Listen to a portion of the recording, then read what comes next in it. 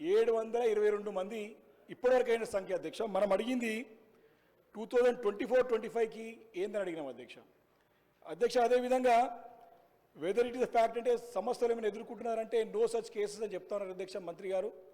అది వాస్తవం కాదు అధ్యక్ష. నేను వారి దృష్టికి ఈ సభ ద్వారా, ఎందుకంటే విదేశాల్లో వెళ్ళి సెకండ్ ఇన్స్టాల్మెంట్ థర్డ్ ఇన్స్టాల్మెంట్ రాక ఇబ్బంది పడుతూ ఉన్నారు.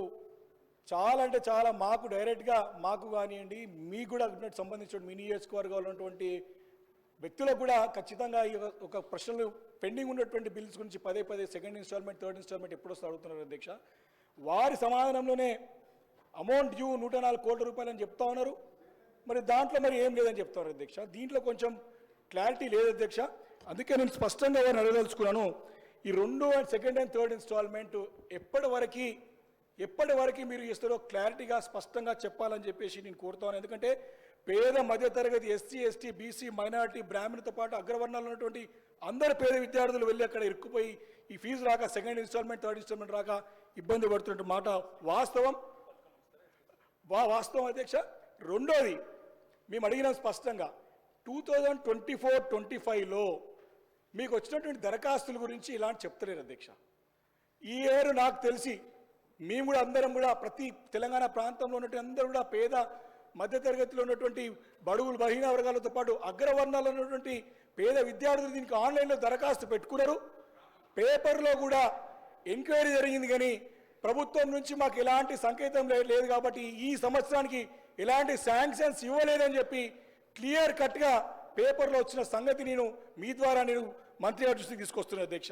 అయితే ఈ స్కీమ్ని ఉంచుతారా, కంటిన్యూ చేస్తారా లేదా అని ఎత్తేస్తారా, దీనికి స్పష్టంగా సమాధానం చెప్పాలని చెప్పేసి మంత్రి గారు కోరుతున్నాను అధ్యక్ష. ఎందుకంటే భవిష్యత్ తరాల గురించి పెట్టుబడి విద్యార్థులపైన చెప్పేసి ముఖ్యమంత్రి గారు అన్నారు, కానీ భవిష్యత్ తరాల వారిది మరి ప్రశ్నార్థకంగా అంధకారంగా కనపడుతోంది ఈ యొక్క చర్య వల్లని చెప్పి చెప్పక తప్పదు అధ్యక్ష. రెండోది, మనకి దగ్గర మన బడ్జెటే 3 లక్షల కోట్ల బడ్జెట్, 1,27,000 కోట్ల రూపాయల అప్పు ఈ ఏడాది కాలంలో జరిగినట్టు స్పష్టంగా అర్థమైంది. ఒక 100 కోట్లు పేద విద్యార్థుల నుంచి వెచ్చించడానికి ఎందుకు ప్రభుత్వం వెనకబోతుందని చెప్పి నేను ప్రశ్నిస్తాను అధ్యక్ష. ఈ నిర్లక్ష్య వైఖరికి కారణం ఏందో చెప్పాల్సిగా నేను మంత్రి గారికి కోరుతాను అధ్యక్ష స్పష్టంగా. అధ్యక్ష, మీరు ఓవర్సీస్ స్కాలర్షిప్ గురించి అడుగుతున్నాను. ఓవర్సీస్ స్కాలర్షిప్ కూడా మీరు ఇచ్చినట్టు మేనిఫెస్టోలో ఈ పేద మధ్యతరగతి అన్ని వర్గాల ప్రజలకు అధ్యక్ష, ఎస్సీ ఎస్టీ బీసీ మైనార్టీలో ఉన్నటువంటి అగ్రవర్ణాల పిల్లలందరూ కూడా 20 లక్షల నుంచి 25 లక్షల రూపాయలు చేస్తా అని చెప్పేసి మాట ఇచ్చి ఇప్పటి వరకు దానికి కూర్చోలేదు అధ్యక్ష. కొత్త 5 లక్షలు ఎక్కువగానే కొండ నాలుకకు మందేస్తే ఉన్న 4 కోట్లు పోయినట్టు ఉన్న సంవత్సరానికి స్కీమ్ పైసలు లేవు అధ్యక్ష, ఉన్న పైసలు రాలే, ఇంకా దానికి సమాధానం చెప్పాలి అధ్యక్ష. రెండోది, 1098 మంది అసలు ఎత్తివేత గురించే లేనప్పుడు ఈ క్వశ్చన్లను ఎందుకు ఉత్పన్నమవుతాయి? మీ గవర్నమెంట్లో మీరు పెండింగ్ పెట్టినవి మేము పే చేసినాం. 244 కోట్ల రూపాయలు మీరు పెండింగ్ పెడితే మేము వచ్చిన తర్వాత 140 కోట్ల రూపాయలు క్లియర్ చేయడం జరిగింది. ఇంకా ఎత్తివేత అనేది ఉంటే ఇంకా క్లియర్ ఎట్లా చేస్తాం సార్? ఇంకా ఉంచరా అంటే ఆల్ డిపార్ట్మెంట్స్కి సంబంధించి కాబట్టి మాకు కొన్ని ప్రాసెస్ చేస్తూ ఉన్నారు, ఇంకా కొన్ని నిబంధనలు పెట్టి తీసుకొస్తారు. ఇంకా ఉన్న పెండింగ్ మాకు మార్చి వరకు ఉన్నది క్లియర్ చేయడానికి ఛాన్స్, మార్చి వరకు మేము క్లియర్ చేయడానికి అవకాశం ఉంది. ఎత్తేస్తారా తీసేస్తారా ఈ క్వశ్చనే లేదు అసలు. అక్కడ పెండింగ్ ఉందని చెప్పిన 104 కోట్లు పెండింగ్ ఉంది, 140 కోట్లు క్లియర్ చేసినాం. మీరు పెట్టిన ఈ 244 కోట్లలో మేము 140 కోట్లు క్లియర్ చేసినాము. ఈ ఇయర్లో ఇంకా 104 కోట్లు మార్చి వరకు మేము పే చేసుకోవడానికి అకాడమిక్ ఇయర్ మాకు అవకాశం ఉంది, మేము క్లియర్ చేస్తాం అవి కూడా. Thank you speaker sir. అధ్యక్ష, నేను క్లారిటీ అంటే అధ్యక్ష, నేను అది పేద విద్యార్థుల గురించి స్పష్టంగా చేయవలసిన అవసరం, ఎందుకంటే విదేశాల్లో ఇరుక్కుపోయినారు కాబట్టి వారి సమస్యకి పరిష్కారం రావాలి కాబట్టి అడుగుతాం అధ్యక్ష.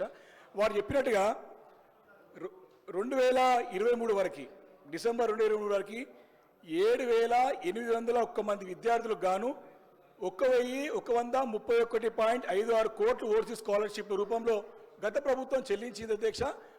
వారు చెప్పినట్టుగా ఫస్ట్ ఇన్స్టాల్మెంట్ క్లియర్ అయిపోయి పెండింగ్ పెట్టే కాదు అధ్యక్ష, అవి సెకండ్ ఇన్స్టాల్మెంట్, థర్డ్ ఇన్స్టాల్మెంట్స్ అవి. దయచేసి మంత్రి గారు సరిదిద్దుకోవాలని చెప్పి కోరుతా ఉన్నాను అధ్యక్ష. దీంట్లో క్లియర్గా 104 కోట్ల రూపాయలు థర్డ్ ఇన్స్టాల్మెంట్ చెప్తారు, కానీ second installment, third installment pending ఉంది. ఈ సంవత్సరం అప్లికేషన్స్ క్లియర్ కాలేదు. దాని గురించి ఈ సంవత్సరం దరఖాస్తుల గురించి స్పష్టత ఇవ్వాల్సింది కోరుతూ అధ్యక్ష, ఒకటి స్పష్టంగా ఈరోజు రాష్ట్రంలో అర్థమవుతా ఉన్నది అధ్యక్ష.